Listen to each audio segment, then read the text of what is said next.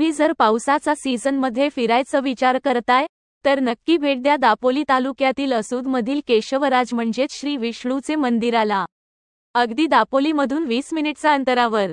मंदिराकडे जाण्याचा मार्ग सुंदर अशा सुपारी, फणसाच्या, आंबेचा बागेमधून छोटसे 15 मिनिटचा ट्रेक करत तुम्ही या देवळामध्ये पोहोचता.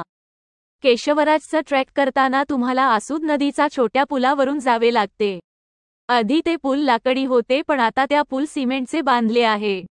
अगदी सुंदर असं निसर्ग, शुद्ध हवा मनाला मंत्रमुग्ध करून टाकते. मंदिरामध्ये जातात समोर सुंदर असे दगडी गोमुख आहे. गोमुखाच्या वरच्या टेकडीवर नैसर्गिक झरा आहे व तेथून दगडी पन्हाळीमार्फत देवळापर्यंत पाणी आणले आहे. या गोमुखामधून वर्षाचा 12ही महिने पाणी वाहत असते. मंदिराला सुंदर लाकडी खांब आहेत. गर्द झाडीत वसलेलं हे मंदिर साधारण 1000 वर्षे जुने आहे. या मंदिराची रचना उत्तम असून बांधकाम दगडी आहे. या मंदिराच्या प्रवेशद्वारावर गणपतीची मूर्ती आहे. प्रवेशद्वाराच्या डाव्या बाजूस मारुती तर उजव्या बाजूला गरुड आहे.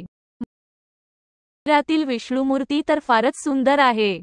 या विष्णुमूर्तीच्या हाती शंख, चक्र, गदा, पद्म अशी 4 आयुधे आहेत.